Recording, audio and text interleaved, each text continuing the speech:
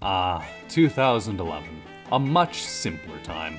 The Mormons had put forth a promising presidential campaign, we had yet to be graced with a true YouTube rewind, Russia was up to something, and my little brother got to spend his birthday cleaning up dead trees after Hurricane Irene.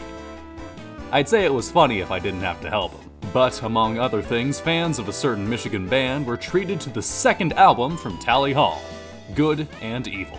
A more serious departure from the eccentric tones of Marvin's Marvelous Mechanical Museum 6 years prior, this was the Marionette Quintet's first attempt at a concept album, and the song chosen to lead off this 14-track follow-up was a little ditty titled Never Meant to Know.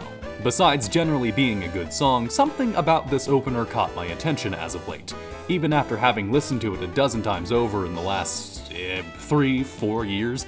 Only recently did I really think about what it was trying to say, as a song, as the beginning of the album, and as a piece of music in the context of the world around it. What are the things that we were never meant to know? That's what I want to discuss today. I'll be dissecting the lyrics of Never Meant to Know, assembling a cohesive narrative in accordance with the album's themes, and drawing implications from my own personal reading of the material. The end results may surprise you. But before we begin, keep in mind, music analysis like this can lean heavily on the perspective of the listener. As such, this video will be guided heavily by my own tastes and biases. Music is subjective. I don't know what else to tell you.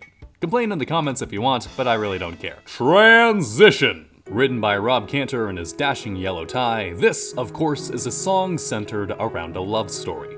More importantly, it is a, quote, heterophonic tune of how love bites. To read into the plot structure of the song, Never Meant to Know follows a man who initially has his life in order. He understands his place in the world and has a clear view of how to chart his path forward to make something of himself. He woke up today with a lay of the land, feather and cap, and the sun and the sand. Of course, everything suddenly falls out of sight when he meets the central female role, the love interest who presents a new and alternative style of moving his life forward. The next line serves dual purpose to show how he sheds all of his previous attachments, family, community, jobs, friends, to pursue a new offer, a new life with this woman. He sheds those attachments as if they were made of something as intangible and unresisting as beams of light. Every attachment is made of light, the light that you offer. From here, we flow nicely into the chorus, where we can see the developments of the much more binding strings that come attached to this new arrangement. Of course, what actually is happening is obfuscated by the confusing lyrics, but generally I read it to be something like this. After running away or attaching himself to the woman, the man begins to find that the relationship is less advantageous than he originally believed.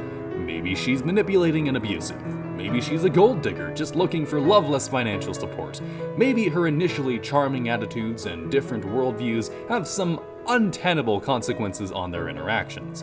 Specifically, maybe she is engaging in behavior that flows against the social grain, and he is uncomfortable not knowing how deeply those contradictions to tradition and rebellious tendencies go. The chorus is then the male narrator generally trying to understand why she doesn't behave in a way that gels well with the natural order he's been taught all of his life. He points out the sky and all of the land together again, and how the earth stays below in its natural resting place, where it belongs. If something as mighty as the earth itself obeys and acknowledges this order, who do we think we are to rebel?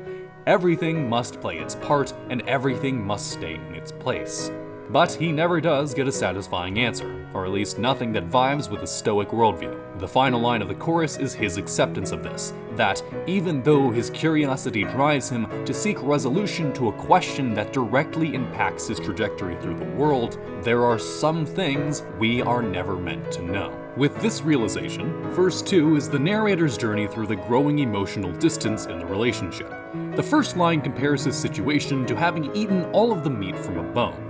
He's worked his way through the enjoyable beginning of the relationship, and what's left is unappetizing, inedible. Even though he ran away to be with the mystery woman, her current treatment of him, combined with his self-induced distancing from his previous support structure, creates a sense of equal isolation. As the relationship becomes more and more one-sided, the slightest actions, the smallest bit of turmoil or friction in the relationship, is enough to cause him serious stress. but you breathe and I turn to stone. Retrospectively, the entire relationship appears as one red flag after the other, signs that were easy to see from the outside looking in. Thankfully, the man still has enough sense to begin looking for his way out. He believes in the way he was raised, what he left behind, and what he wants to return to. The repetition of the chorus, then, is his acknowledgement of what he knew from the beginning. From here, we start the bridge. As he works to reintegrate himself into his old life, the pieces he dropped before begin falling back into place. The mental and emotional fulfillment he's been seeking are found in the ways of his old life. The turmoil he feels falls away to order from the disarray. He sees the metaphorical sun, the light that was cast away during this shadowy period of his life. Yet, that period still hangs above him, alongside his treatment of his support structure, all of the times he ghosted them or floated past. Still, he feels that he has made the right decision in returning to his life, and flushes away all hopes and doubts attached to the failed relationship with the mystery woman. And as the bridge builds higher and higher, the tension is released in the first line of the final chorus. In the same breath that the narrator reaffirms his previous notions of the world, he also fully lets go of the girl, any future he had envisioned with her, and any desire he had to understand her. There are some things we don't understand. Reasons, on the other hand, there are some things we are never meant to know. Never Meant to Know serves well as an opening to Good and Evil, not just as a solid piece of music, although some would say the vocal delivery is somewhat lacking in enthusiasm at times, though to be fair, Good and Evil as a whole can sometimes suffer from an absence of the more exciting tones found in Marvin's Marvelous Mechanical Museum. But that's just a consequence of you know what, don't worry about it. But more what I mean when I say that it is a good opener to the album is that it eases us into the major motifs: dichotomy and maturity. The central conflict in Never Meant to Know is between the characters' two desires. Which way, Western man? The family, friends, and career you've worked for your entire life up until now? Or exciting pretty woman with possibly antisocial tendencies? The first verse of the song is demonstrative of this tension between the established and the unknown. The narrator goes from understanding his place in the world to experiencing a foreign and unfamiliar new lifestyle. As he attempts to understand a worldview so vastly different to his own, he learns to accept a fundamental difference or disagreement in perspective that prevents the budding relationship. Considering that the following track in the listing is "and," spelled with an ampersand, the representation of dualities only ramps up from here. The overall presence of this motif is less so in Never Meant to Know than in the rest of Good and Evil, but elements of emotional and ideological maturation can be found in the narrator's journey. A vital part of developing a rounded belief set is exposure to value structures that differ from your own, whether or not you ever fully understand them. Beyond simply throwing new ideas into the water, these interactions provide a chance to reevaluate existing biases and tendencies. Regardless of if your beliefs change, your ability to react to, understand, and possibly withstand contrasting ideals is representative of your maturity. If you flop between belief sets at the slightest questioning, criticism, or opposition, it's fair to say that you need to give some more serious consideration to your relationship with the world. Similarly, developing a healthy emotional palate can mean facing and overcoming traumatic experiences. The world can be a deeply dark and disturbing place, and personally facing the monsters of human behavior provides an opportunity to strengthen your resolve and appreciate the positive emotional moments with greater clarity. The narrator gets to feel both of these. The beginning of his relationship is full of highs as he experiences all of the benefits a new way of life has to offer, and he finds them again when he returns to his life with his old family. That middle section was filled with the harsh realities of having expended all of those pleasures and being mistreated by someone you love. In the end, he demonstrates his emotional maturity in standing up for himself and fully leaving a harmful relationship. Now, normally a dissection to this level of intention in the song's message would suffice, but let's fuck around, find out, and throw some intertextuality into the mix. Recently, I saw this screen cap of a Tumblr post that kept coming to mind while writing about this song. I'll read it verbatim so you can have the full context. Blockbuster Refugee Deactivated 2 says, "People think their ancestors were stupid. They think everything they did was arbitrary and that the current generation is the first one to actually think things through. So they do stupid shit like trying to maintain poly relationships or healthy cucking or never getting married and having kids, and then they're shocked when they end up miserable.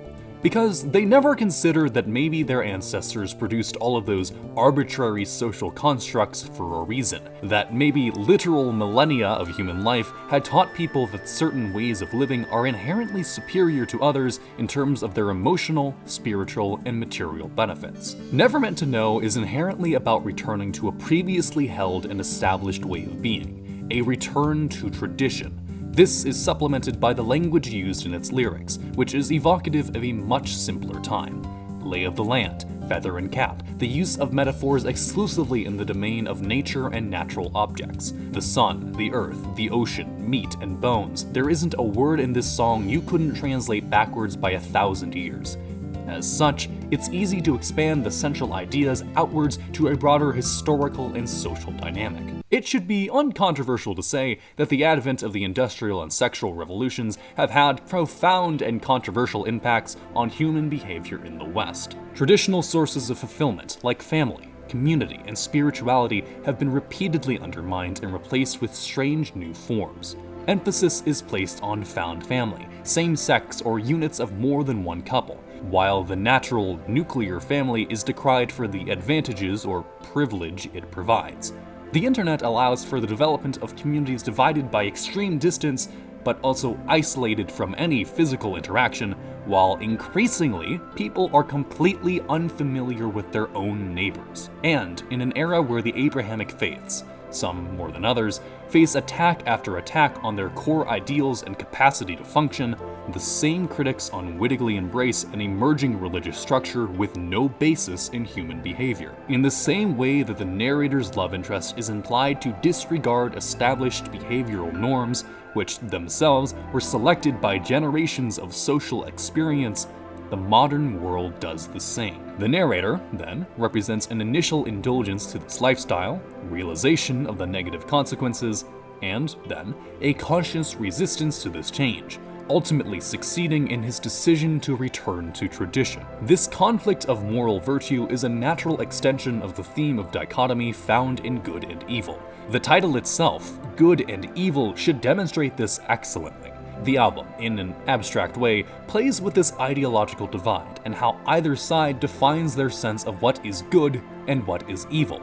The issue is, one of those sides is probably right, and it might cause some problems for the current system. What I find additionally interesting is how, for as far left-leaning as most members of Tally Hall appear to be, Joe Hawley is an outlier and should not have been counted. Never Meant to Know can be easily read in favor of conservative policies, and I'm not sure that they really meant it. I mean, it's not like Rob really discussed the meaning of this song in any interviews I've read, so your interpretation is as good as mine. Not really, I'm probably much smarter and more handsome than you. Author's intentions be damned, the song's message comes across as this. We've had our fun playing around with these alternative lifestyles, but the truth is what we knew from the beginning and what our ancestors knew well before us. Happiness comes in the form of a strong community, rearing a family, and building a worthwhile livelihood while accepting responsibility for maintaining the world and our place within it. Take your unceasing technological progression and large population centers and mass environmental manipulation and chuck it. Reject modernity, embrace tradition, yada yada yada. Cut the power lines, Patrick. None of what I've argued or read from the lyrics.